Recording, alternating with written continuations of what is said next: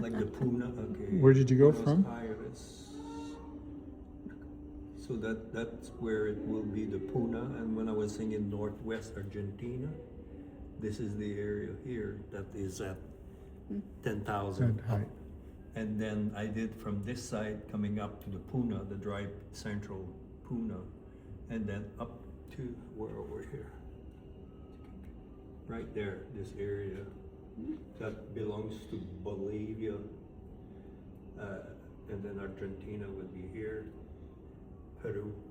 So this is this high plateau that I found.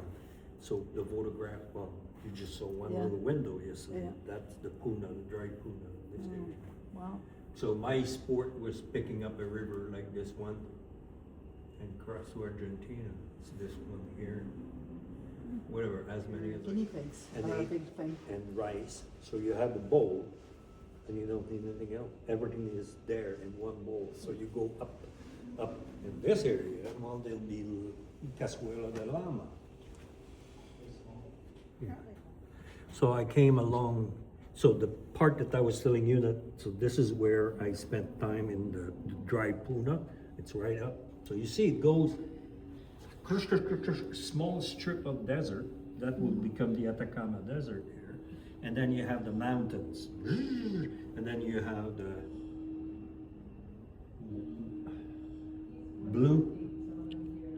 blue, white, green. So when I came up along here, all the way to Lima, along the water, and then I went across. Where's the, so I went to, okay, crossed here, and I went along this way, right this way, or to Lake Titicaca. Then went on the water, and the reed people were the same as the early Egyptians, and the same as the Polynesians, boats with reeds. Jean's going to do a dance, a jig.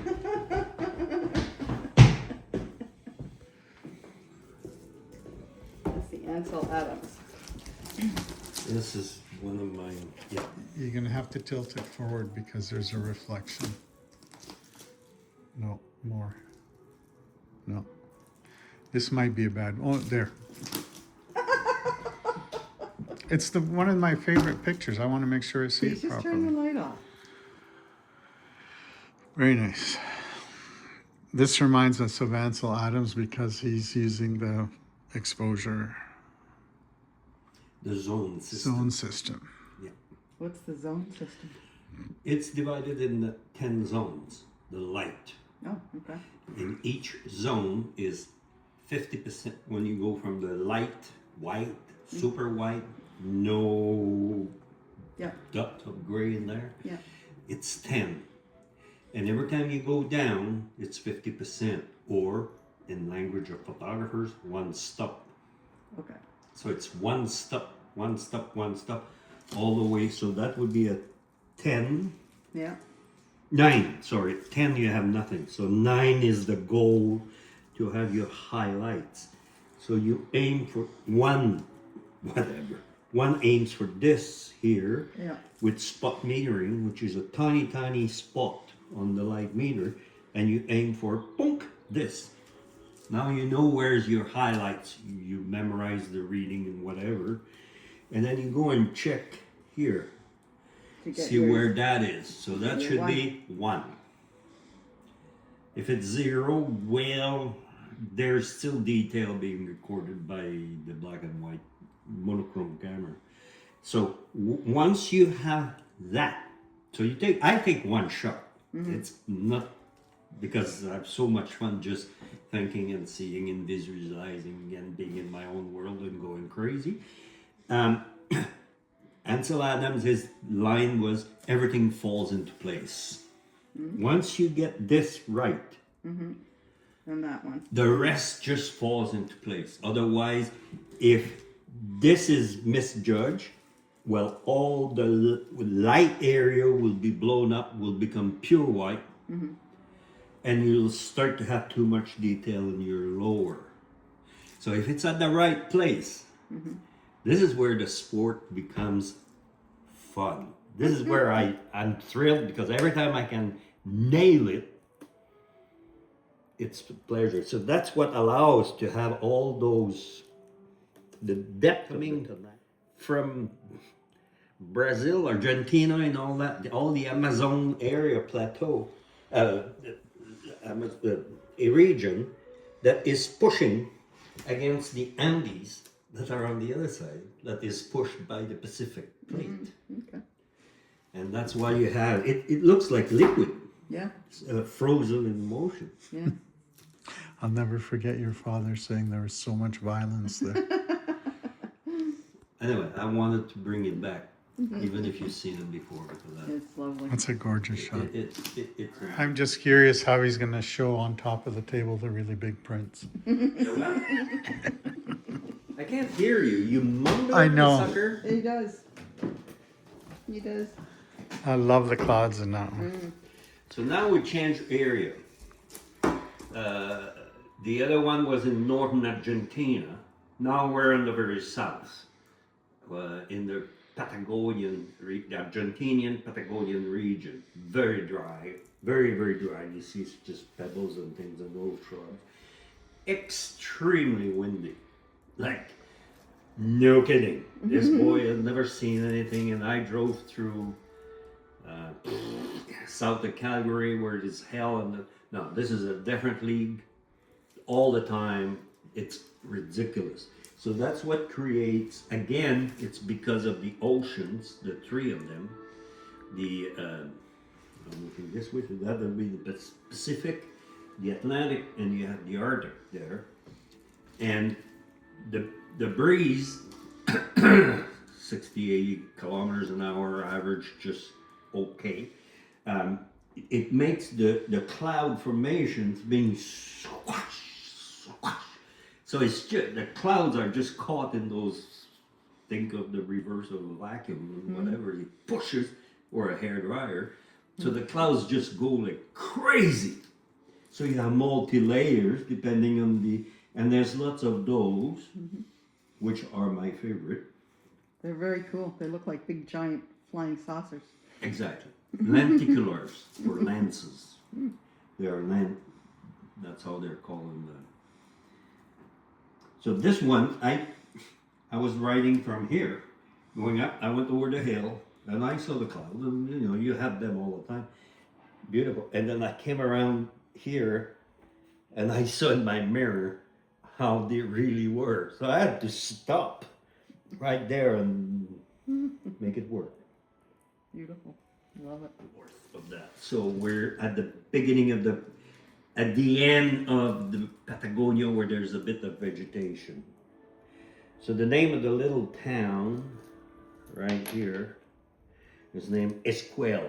So we came down from San Carlos Bariloche, went down to El Bolson, and then you come down, and this is where it starts to change from, tulip fields. The ditches along the road are lupins.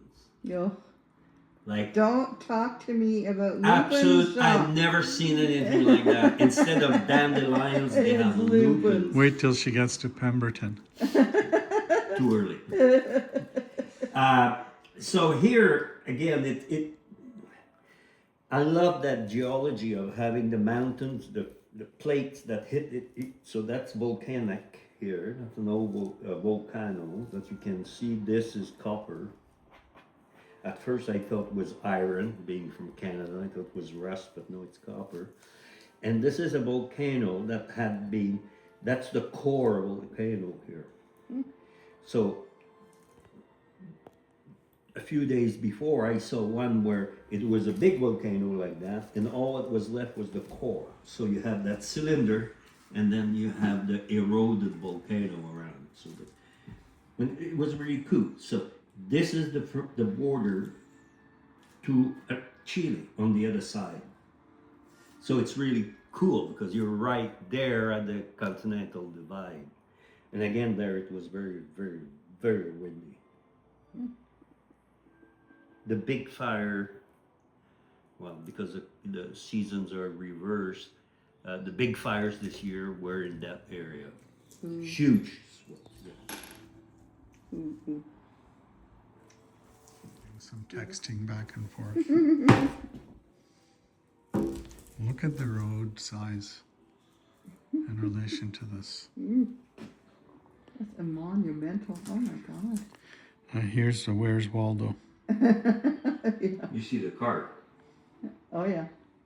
That gives an idea of the dimension. Of course, It's my just- photographs are not photoshopped, right? It's just normal lens, or this might have been with my super telephoto zoom of 90 millimeter. So what you Wow. have here again. Oh, I found the car. Sorry? I You just found the it? car. I was looking for it. It's right there. Yeah. Oh, That gives an idea of the dimensions of the mountains. it's just wild, eh? Oh. So again, right here, right there, it's the Amazonian type of weather. Ultra wet. And now we're going, after you go with that, it's absolutely Dry. crazy, super dry. So you go up to about 10. And as soon as you arrive on the other side, it's a different world. Let's Again, that's a study, my own pleasure, Yeah. of the zone system. On how I could have taken it in color, and with the same exposure, would have been good. But actually, I had the monochrome camera. I didn't have any choice. But I think it's very effective. Oh, it is. That was part of my study years of monochrome. Yeah, my theory with black Your and white, theory. Yeah. is it has to do the job without the use of color to make it a good Absolutely. picture. That's Yeah. So that's that where tells you. this is where it's it's really good. fun. This is where the sport is, because with color it's easy to put a splash, this red shirt or whatever you want. It's easy. In black and white, you have to. It was going back to the roots. I'm not proud I use color. Sorry. I'm not proud I use color. There's no the prints. Okay. Because this is the size, the maximum printer. standard in the framing, in the photography. Then after that, everything is custom, ultra custom over the 40 inches. Like Oh. if you look at the matte board before it's cut, Yeah. It's always 40 it's inches. 40, 30 by 40. So my full frames, 30 by 40. And some are variations of that. Wow.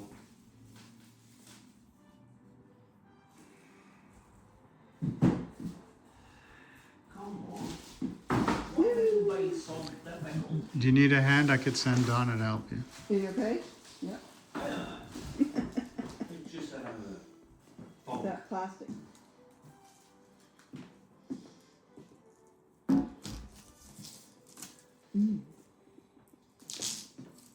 So you see, this is the same family That's as what you the were llamas, talking about. and yeah. So this is a different one altogether. The Wanakos are the ones that live in the south, in the area that we saw before, in color.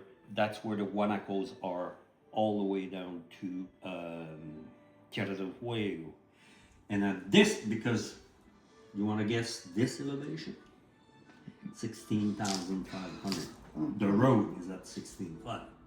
Oh, how you can breathe up there. It was on a motorcycle. I tell you, I had to stop. That's coming back from the Atacama Desert, going back to Argentina. So that's I had to stop Yeah. I just to lay down, and I fell asleep instantly. I don't know for how long, because those guys are vicuñas. bet. Vicuñas. Okay. Vicuñas. And the vicuñas live only in those absolutely horrific, impossible place to live.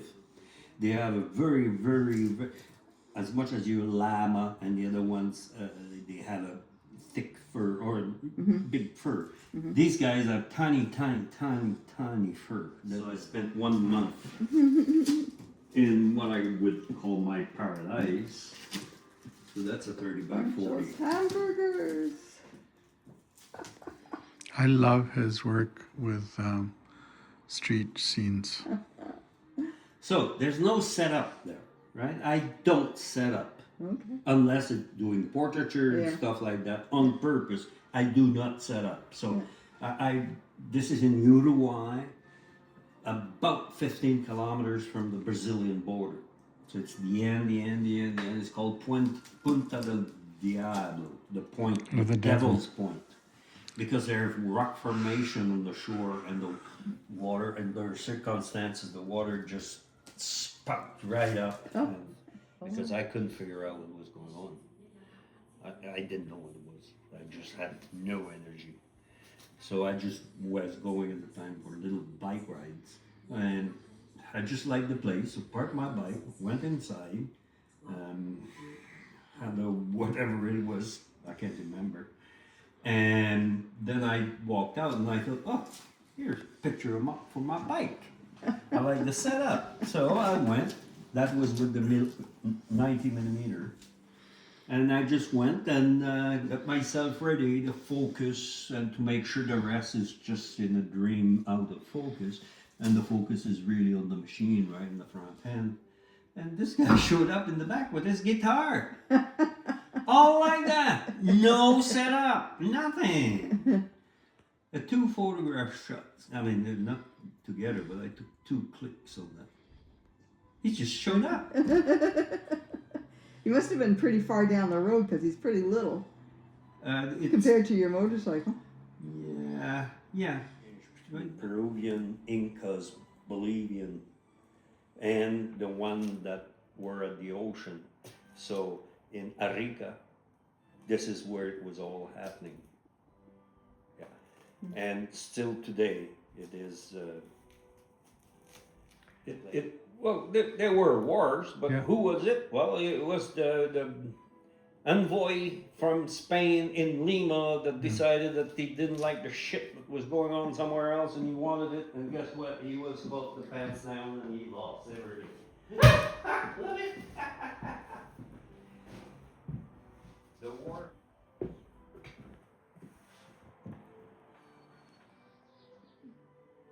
Nobody goes there. That's not your signature, is it? Yeah. That's my photography signature. Oh, okay. Photographer's signature. So nobody goes there. Except for you. That's 10 years ago this year, or before Christmas. And nobody goes there. So when you have photographs of the, at the time there was nobody in that area except just a few hardcore nutcases. It's El Chaitan, that's what the name of the place. And the big tower, this is the Fitzroy Mountain. So they are very spectacular. There's two set up like this in South America. There's El Chaitan and about 1 day south in right in the bottom of Patagonia. That is the same thing. This is a different world. Mm-hmm. Mm-hmm. So we're going back in time there, 3 days. So you recognize the mountains in the background? Mm. Okay. You see the size of the town. There was there's virtually nothing there. Wow. So when you hear of El Chaitan, that's El Chaitan right there. And the people who go trekking and see the setup, it's from this angle. And I went down, right there. This is the river is right there. And I went around and up and took my shots like this. Mm-hmm. Beautiful. That's really. It's magical. Oh yeah. This is now 8 times bigger than it was at the time. really? But how long ago did you go? 10 years. This year, yeah. And that's around Christmas. Mm-mm-mm. So they're called the Smoking Mountains. The natives, the Patagonians, because it's always, as you know, with the tall mountains, there's always those plumes coming out. So they call it. Yeah, it's beautiful. So Fitzroy was the captain of the Beagle, the famous Beagle. The Beagle? Yeah, the Beagle, the boat, the ship. Okay. The theory of evolution, Darwin's. Oh, okay. So that's Gotcha. in honor of Fitzroy, who was the captain of the, and this one I think, or a third one there, is Saint-Exupéry, Lipid Springs that I was saying yesterday. I'm very proud to have been there. Especially after 10 years and seeing what's on the web, the photographs of El Chaitan. Yeah. Don't do it justice, this does. But there's not that, right? It's Yeah, all yeah. the other places. And now there's 10 years of glacial melt on top of that. Yes, but this area receives, for example, this is the biggest the biggest continental ice field in the world. Oh. No Antarctica and Arctica, right? Mm-hmm. It's huge. The southern Patagonia ice field. It's big. They get over 50 feet of snow per year. So only now they're starting to see part of this ice field. It's huge. It comes down to a lake, but this is a tiny tongue of a local, right now.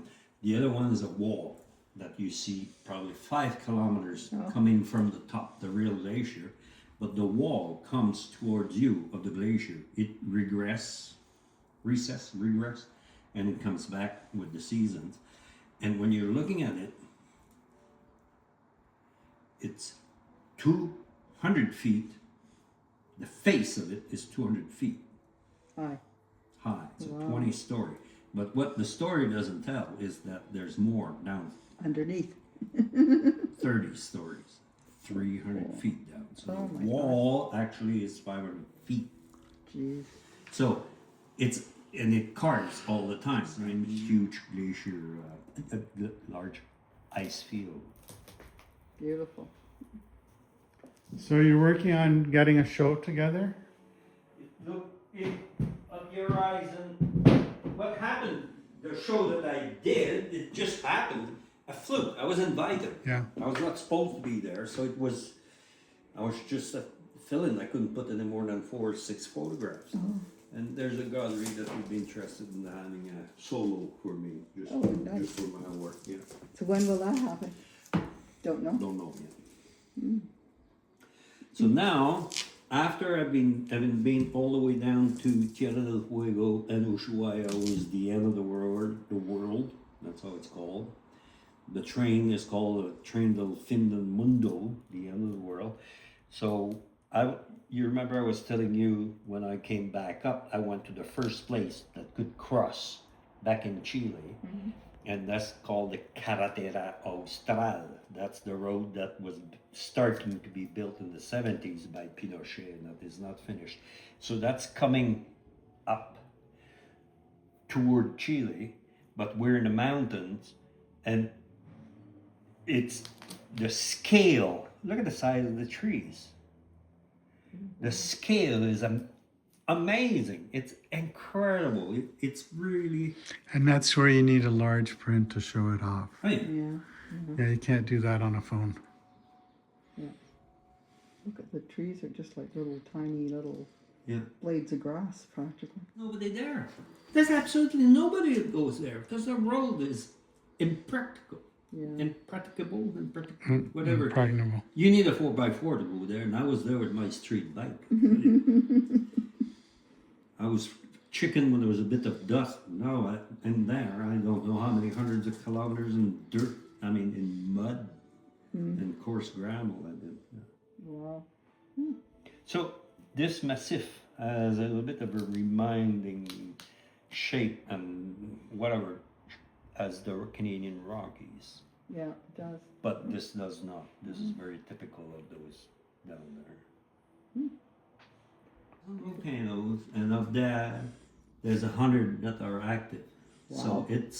So you have the earthquakes. It's really fun. I love it because it's active. So, and here behind the symphonic orchestra bunch in Santiago to have their place of concert instead of having They have some in Santiago, of course. But the creme de la creme is in Frutillar. So they build an amphitheater that is gorgeous with natural woods and all. It's Puerto Vallarta and then the Carretera Austral, about at the same level at the end of the northern end of the Carretera Austral. If you go to the coast, then there's an archipelago south of that. And those are the islands of Chiloé. And they have been part of Chile from not that long ago in perspective with Chile. You know, they were people planting grapes in Chile before they were in Canada, in Quebec. So this is one of the islands, that's the big island. And the people who are there, they belong politically to Chile, but they're not. They're people from this island. I don't know what there is in the water to create their gods in their spiritual life. It's like if they had been on LSD, the pop art from the 60s. No, I'm serious. The stuff that comes, and they're all legends, right? Yeah. The same as the natives, Yeah. our Haida people. Yeah. And it's crazy. And they couldn't figure out where to go from. So the one who were there in Hawaii were those Polynesians. And the food, the cooking, it's really, they make a pit, put stones, build a big fire, and when the fire is down to just the coals and all that, they put leaves, waxy type, like banana tree leaves or whatever, something that is waterproof. Yeah. They line the bottom with that, Yeah. and then they put, can you imagine the seafood there? Absolutely ridiculous, the amount of seafood, fresh, so the clams, oysters, whatever you want there. And so that island has 90 types of potatoes that are indigenous to there and endemic. So the water can go to the Atlantic or the Pacific from there. Oh. Because you're sitting on top of that part. Okay. So the water can go drain on either side. Oh, that's weird. Check that. Look at that, blue, blue, blue. So it's almost like the middle of the continental divide. It's sitting on top of the tri-continental divide. Jeez. So it's still glacial melt here. Yeah. And that's ocean there. Oh yeah. And what? You said the ocean? Ocean? No. This is the lake on top. We're on Okay. top. We're on the top. Name the place. We'll go, we'll drive, and set up everything else. So where is it? Towards Haida. It's on Vancouver Island. At the very, very, very northwest tip. It's called Cape Scott. Okay. So that's from there. It's what's a funny name? Olberg. So that's an inlet. This goes to the ocean, that inlet, but it's a long way. It goes and goes to the Pacific, and so from there, that's where you start your journey to go to Cape Scott. It's about a 5 days all around trek to go there. I was not in health condition to do it, so yeah. Beautiful. Very nice. Ta-da! No.